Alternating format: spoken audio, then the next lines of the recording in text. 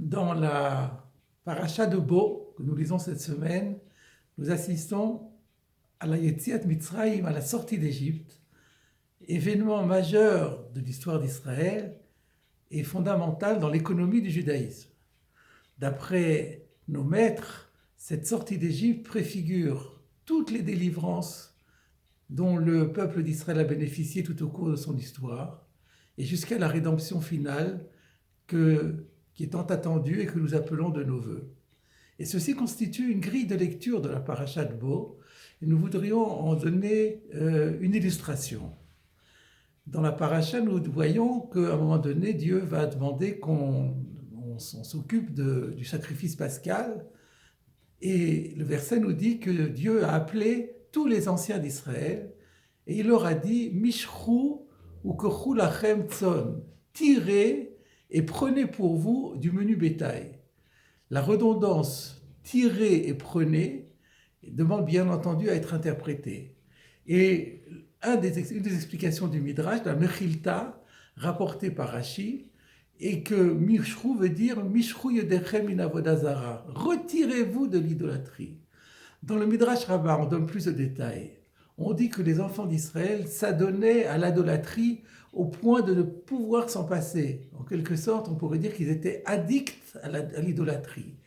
Dieu s'adresse alors à Moshe Rabbeinu et il dit « Tant que les béné Israël s'adonneront à l'idolâtrie, ils ne pourront pas être libérés, délivrés, sortis d'Égypte. Va donc leur dire qu'ils renoncent à cette idolâtrie, qu'ils renient toute idolâtrie, et que pour le montrer, ils prennent un mouton, un agneau, qui est le symbole même de la divinité égyptienne, et qu'ils le sacrifient, qu'ils l'abattent.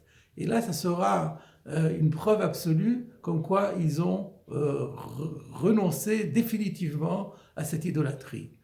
On découvre par conséquent que les béné Israël se trouvaient à un degré très grave de déchéance morale et religieuse.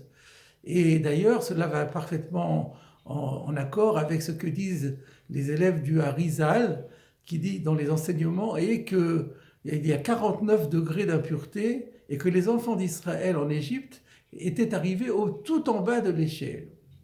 Mais dès lors, une remarque, même une question peut se poser. C'est que juste au lendemain de l'abattage du sacrifice pascal, de l'agneau pascal, lorsque les enfants d'Israël vont sortir d'Égypte, il est dit dans le verset « V'tseda lo lakru lahem » ou lo asu lahem, ils n'ont pas pris de provisions. Pourquoi cette mention? À nouveau, la Mechilta nous dit que ceci a été dit à l'éloge d'Israël, parce que Israël aurait pu dire « Mais comment nous allons partir dans le désert alors qu'on n'a aucune provision avec nous ?» Eh bien, ils n'ont rien dit, et ils ont fait confiance, et ils sont partis. Et c'est à cela, dit le Midrash, que fait référence le prophète Jérémie au chapitre 2, dans le verset bien connu « Zacharti la chesenu raïr » Dieu dit à Israël, je me rappelle pour toi de la générosité de ta jeunesse, à Avad Kelulotaïr, l'amour de tes épousailles, l'echter acharai bamidbar, lorsque tu marchais à ma suite dans le désert, be'eretz lo zerua, dans une terre inculte. Ainsi, ceci est une preuve de dévouement et d'abnégation d'un niveau de spiritualité extrêmement élevé. Il faut bien penser que les béné Israël à l'époque étaient plus d'1 million, 600 000 hommes, ça fait déjà 600 000 femmes sans compter les enfants.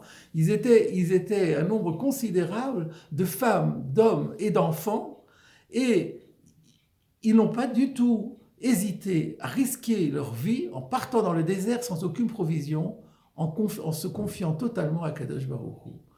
La question que pose le Sfat Emet, ce grand maître de la pensée chassidique, comment expliquer que les enfants d'Israël, du jour au lendemain, soient passés d'un 49e degré d'impureté à un niveau si élevé de spiritualité?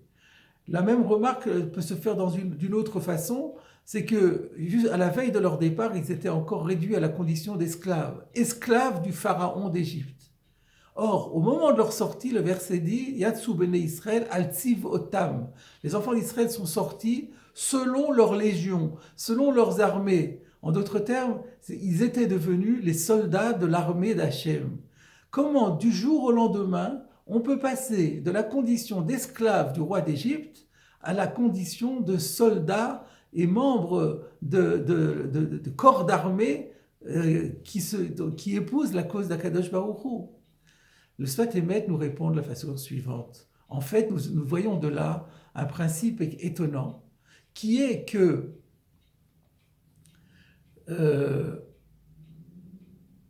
fond, l'essence du juif est d'être profondément et fidèlement attaché à Kadosh Baruch Hu. L'âme juive est viscéralement attachée à Kadosh Baruch Hu.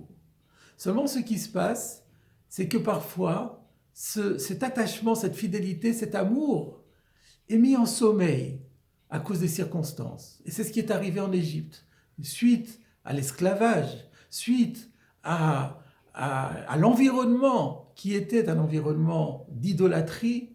Alors, cette fidélité à Dieu a été mise en sommeil.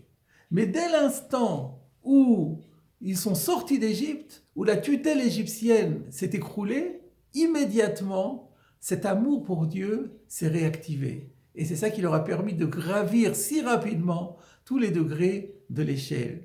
C'est ce que dit le Sfat Emet, le verset dans Shirachirim, où Israël dit à Dieu, Moshreni acharecha narutza. Dieu, je t'en supplie, tire-moi derrière toi et nous allons courir. Fais-moi juste un geste, donne-moi un geste, fais-moi un petit déclic et vous allez voir que nous allons courir. Cette explication du Sfat Emet rejoint une explication que nous avons dite en son nom dans la paracha de Vaïtranan, à propos du verset du Shema, Va'afta et Hashem Elokecha, tu aimeras Hashem ton Dieu. Il demande, mais comment on peut commander les sentiments? Un sentiment ne se commande pas. Et le Sfat Emet avait expliqué, mais en vérité, l'amour de Dieu est viscéralement inscrit dans l'âme d'Israël. Et simplement, ce qu'on lui demande, c'est d'activer cet amour, de le faire affleurer à la surface et de le faire s'épanouir et se développer. Nous retrouvons exactement la même leçon. Et c'est donc cela qui a permis à Israël, dans toutes les délivrances, de rester fidèle à Dieu dans toutes les situations, malgré toutes les persécutions, les oppressions de civilisations complètement hostiles à Dieu et idolâtres. Israël a finalement toujours resté fidèle à Dieu grâce à cet amour qui fait partie, amour inaltérable de l'âme. Et pour conclure, nous dit le Sfat Emet, on comprend ainsi un verset qui a été dit dans le contexte de la paracha de Shemot, lors de la vision du buisson ardent. Dieu dit à Moshe, et voici le signe que c'est bien moi qui t'ai envoyé, quand vous sortirez d'Égypte, vous viendrez me servir sur cette même montagne. Effectivement, la révélation sinaïtique était le même lieu où le buisson ardent se trouvait et où Dieu s'est révélé à Moshe. Mais on ne comprend pas l'intérêt de dire qu'il y aura un petit signal par le fait qu'on va se retrouver au même endroit. En réalité, nous dit le Sfat Emet, c'est pas simplement qu'on va se retrouver au même endroit, c'est que c'est ce que Dieu dit à Moshe, tu vas voir, tu vas toucher du doigt ce prodige. C'est que les enfants d'Israël qui se trouvent aujourd'hui à 49 degrés d'impureté, eh bien, 49 jours après leur sortie, ils vont se retrouver en haut des 49 degrés de sainteté cette fois-ci, et ils vont mériter la révélation sinaïtique. Et c'est donc cette idée que vient nous léguer la paracha de Bo, et que c'est grâce à cela que Israël a traversé c'est grâce à cet amour inaltérable que Israël a traversé toutes les épreuves, et c'est grâce à cet amour inaltérable qu'on nous demande de développer, d'épanouir en permanence, que viendra la rédemption finale tant attendue. Bimera beyameinu. Amen.